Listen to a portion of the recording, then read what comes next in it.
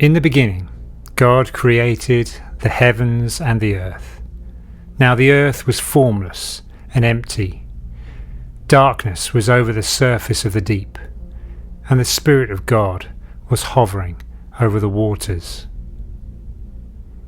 And God said, "Let there be light," and there was light. God saw that the light was good, and he separated the light from the darkness. God called the light day, and the darkness he called night.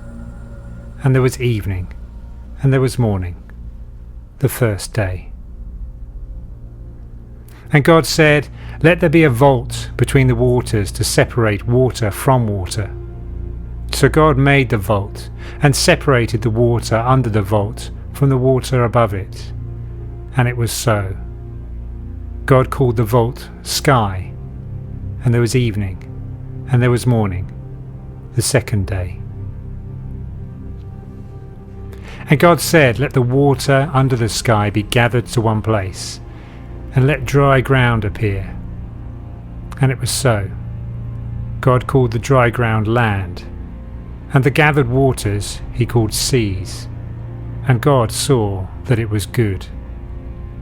Then God said, "Let the land produce vegetation, seed-bearing plants and trees on the land that bear fruit with seed in it, according to their various kinds."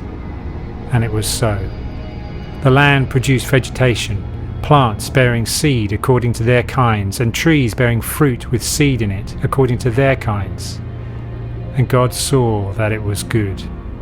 And there was evening, and there was morning, the third day.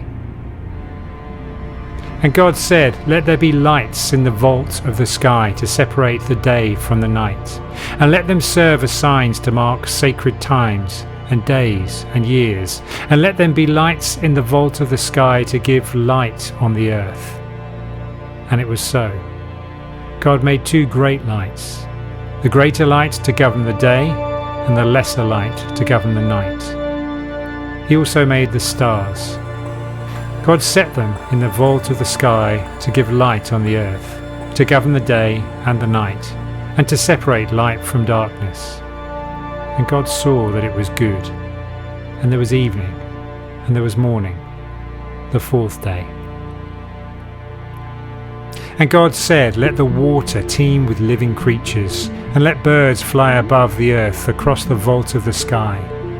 So God created the great creatures of the sea, and of every living thing with which the water teems, and that moves about in it, according to their kinds, and every winged bird according to its kind.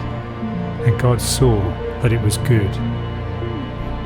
God blessed them and said, "Be fruitful and increase in number, and fill the water in the seas, and let the birds increase on the earth."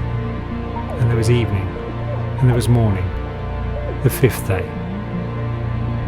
And God said, "Let the land produce living creatures according to their kinds, the livestock, the creatures that move along the ground, and the wild animals, each according to its kind." And it was so.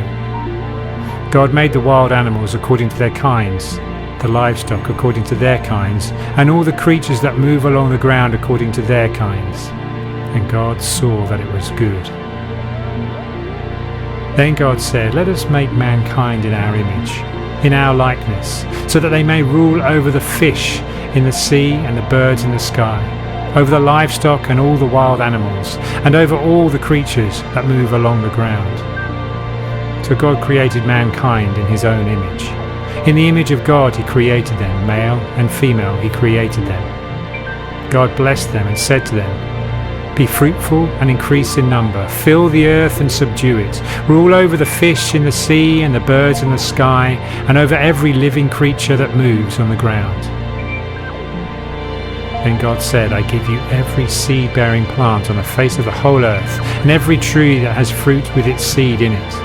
They will be yours for food, and to all the beasts of the earth, and all the birds in the sky, and all the creatures that move along the ground, everything that has breath of life in it, I give every green plant for food." And it was so. God saw all that he had made, and it was very good. And there was evening, and there was morning, the sixth day. Thus the heavens and the earth were completed in all their vast array.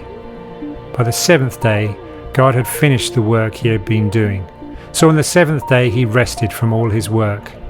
Then God blessed the seventh day and made it holy, because on it he rested from all the work of creating that he had done.